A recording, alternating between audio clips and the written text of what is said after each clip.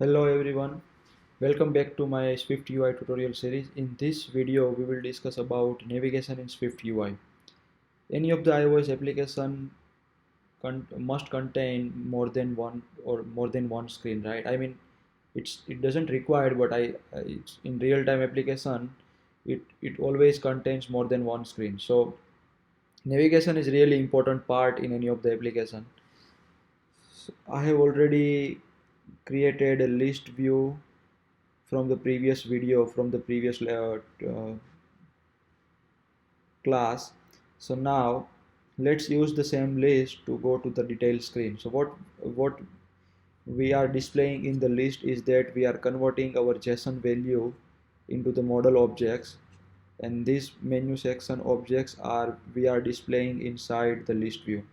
So what we want for now is that when I click on the list view, any of the item in the list, it must display the name of the item in the next screen. Okay, let's go with the basic thing first. So to enable the navigation in our screen, first of all what we need to do is that we need to wrap our whole content inside the navigation view. So let's implement a navigation view and wrap everything inside it. Okay, now we have a navigation view integrated inside. Okay, and our whole content it is inside the navigation view. Now what we need to do is that when we click on the row, any of the row, we want it to go to the next screen, right? So let's do that.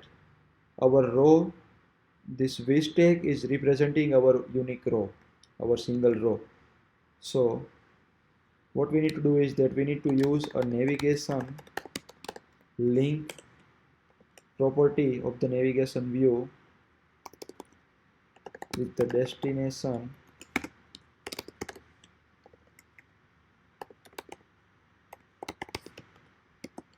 item dot name and then put it inside here.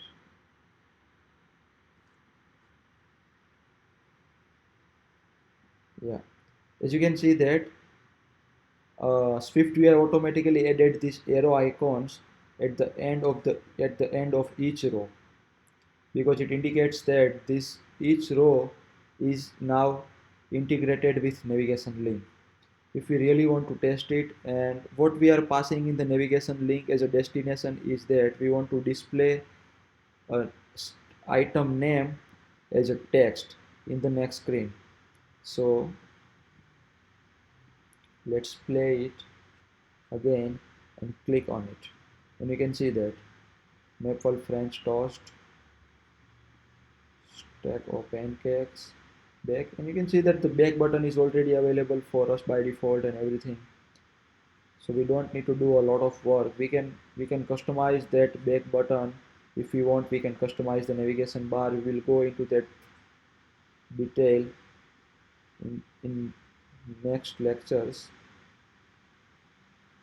Okay, so now that's like we are just passing the view which is displaying onto the next screen. But what if we have the other screen designed, other view designed, and we want to redirect to the next screen really? So for that, let's create one SwiftUI view, new file, SwiftUI view file,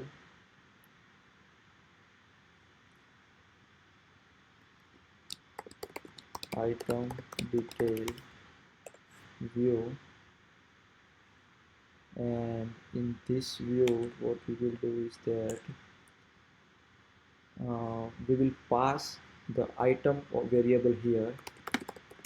Let item menu item. Okay, now our item detail view requires item as a parameter, so our preview also requires item as a parameter, and I have already created one item as a parameter here. So let's just pass it here.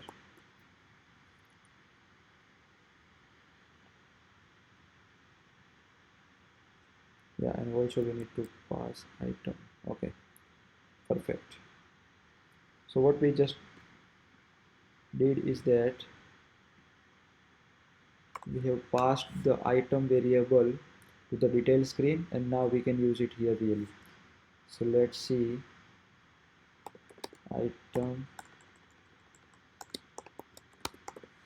vistor text item dot name, and let's resume our preview so we can actually test it.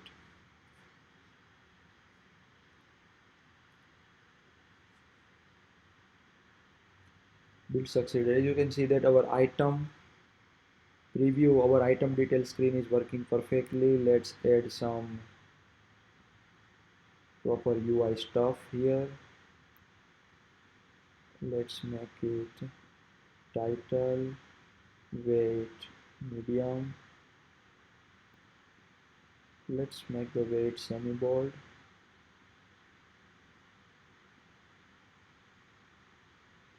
Or bold even. And then let's make this vistor alignment leading.